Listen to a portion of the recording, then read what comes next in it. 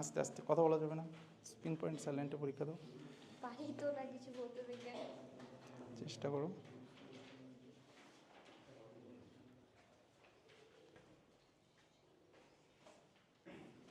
কত এসছে ভৌতবিজ্ঞান এবার? 62। আচ্ছা, টোটাল কত এসছে? 557। এটাকে 650 করতে হবে, সেইভাবে কাটো। 67 দিনে 670, পার ডে 10 করে।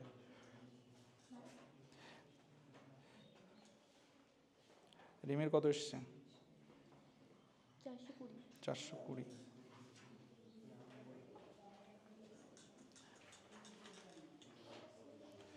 Last 2 minutes.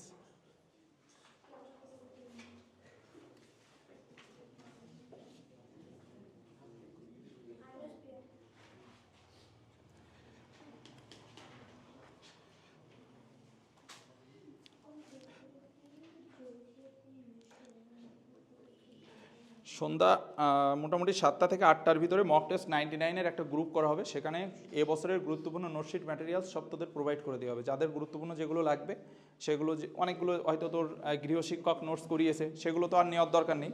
আর যেগুলো ইম্পর্টেন্ট সেগুলো তোরা পিডিএফগুলো জেরক্সও করে নিতে পারিস, খাতায় উঠিয়ে নিতে পারিস। হ্যাঁ, আর একদম পরীক্ষার আগের দিন অবধি একদম টপ নচ তোদেরকে প্রপার গাইডলাইন, মানে কিভাবে রুটিন করে পড়তে হবে, আজ তোরা কী পড়বি, এবং সপ্তাহে 2 দিন তোরা ক্লাস তো পাচ্ছিস।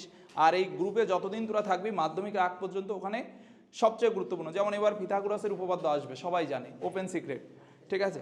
রুট 29 অথবা 35 এর মান নির্ণয় করো, সম্পাদ্য হিসাবে ভীষণ গুরুত্বপূর্ণ। অন্তর্বৃত্ত পরিবৃত্ত এসে গেছে।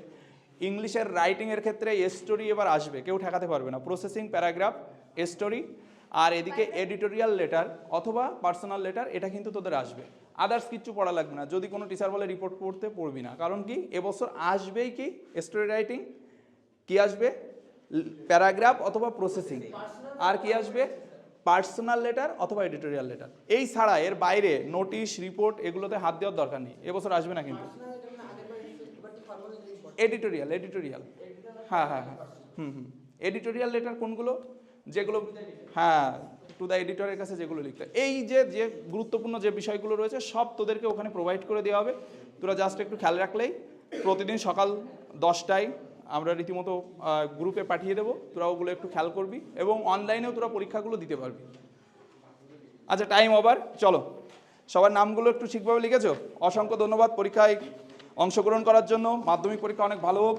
প্রয়াত এপিজে মানে আব্দুল কালাম বলেছিলেন কি বলতো, স্বপ্ন সেটা নয় যেটা মানুষ ঘুমিয়ে দেখে, স্বপ্ন সেটাই যেটা পূরণের প্রত্যাশা তোমাকে ঘুমোতে দেয় না। এই 67 দিন ভীষণ ভালোভাবে কাজ করো, ভীষণ ভালোভাবে পড়াশোনা করো, আর প্রচুর মক টেস্ট দাও, ডাউট ক্লিয়ার করো। টেস্ট পেপার বেরিয়ে গেছে বাজারে, টেস্ট পেপারগুলো কালেক্ট করে ফেলো। এবিটিএ টেস্ট পেপার এসেছে জানো তো, এবিটিএ, ডাব্লিউবিটিএ আর ডাব্লিউবিএইচে তোমাদের 3টে টেস্ট পেপার হয়। আর স্কুল থেকেও হয়নি?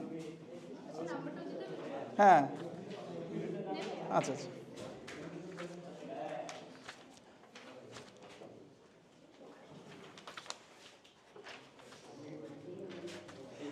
এই রবিবার স্যার মাধ্যমিকের একটা রুটিন, এই রবিবার তোমাদের 10টায় ক্লাস রয়েছে।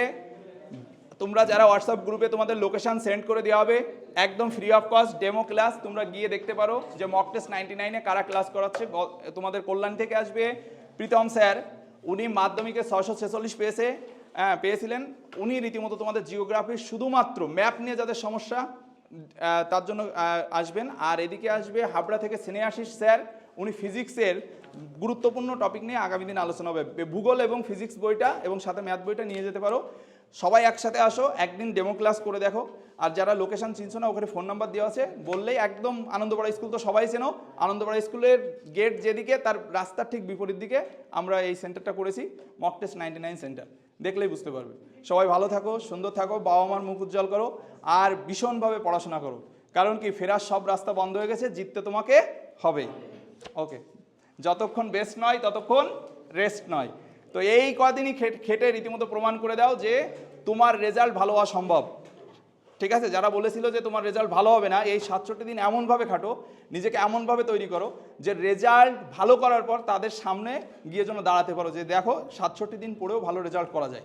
আর টপাররা তো থাকছেই, তোমাদের যাদের নাম বললাম তাদের সবাইকে তোমরা দেখতে পাবে। আসো তাহলে, ভালো থাকো সবাই, অসংখ্য ধন্যবাদ সময় দেওয়ার জন্য স্যার, থ্যাংক ইউ।